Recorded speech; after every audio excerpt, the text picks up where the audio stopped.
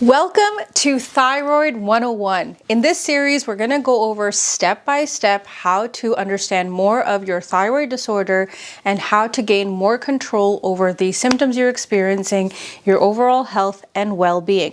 Today is our first video, so please make sure you follow me and engage with my videos so it gets out to more people. And today we're going to go over what you should be requesting your doctor test when they do your annual or a blood panel to help you better understand the symptoms that you're going through. Now, I am not a doctor. Please don't think I'm pretending to be. I don't claim to be. I went through hypothyroidism and I'm just sharing all the information that I have gained over the last almost 10 years now of dealing with my thyroid disorder, reading medical research papers, and all the things that help me. So take what you want, eliminate what doesn't apply to you, listen with an open mind, but question everything always, okay? That's a big thing. Now, finding a blood requisition form was actually incredibly difficult online. I couldn't find one that had all the variables that I think are important in testing out, but if you are able to get your doctor to check for these, it's great. First and foremost, you want to make sure your doctor is testing your thyroid stimulating hormone, which is your TSH, and then your free T4 and T3. These are the biggest indicators of what is happening with your thyroid condition. So these are primary. After this, we also have your glucose. If you can do fasted glucose, that's really, really good because your blood glucose insulin levels are impacted by certain thyroid conditions as well. Then we have your cholesterol levels. Again, this is commonly seen in patients who have hypothyroidism, but I included this anyways, and it's a good variable to know because it also helps you gain insight into changes you might need to make in your diet.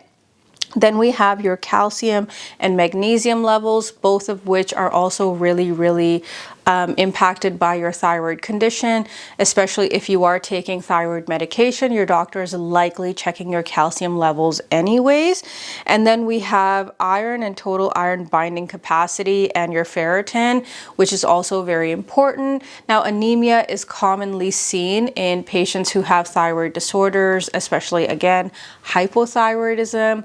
And this is important because it will help you understand a lot of the symptoms you're experiencing that can happen as a result of you being anemic or having an iron deficiency, for which reason you should also get tested for vitamin B12, which also contributes to anemia and is again another common deficiency seen in thyroid patients. Vitamin D is another really important micronutrient for your health and body, whether or not you have a thyroid condition, especially if you live in a country that doesn't get a lot of sunlight. You do normally have to pay to get your vitamin D levels checked, but it's once a year. Pay the money, get that information. It's going to give you a lot of insight into your body and your symptoms as well.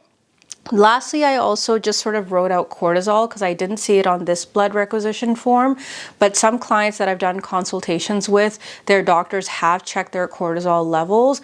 Now, I know cortisol is also like heavily trending on social media, but it is a hormone that is really impacted by your thyroid hormone.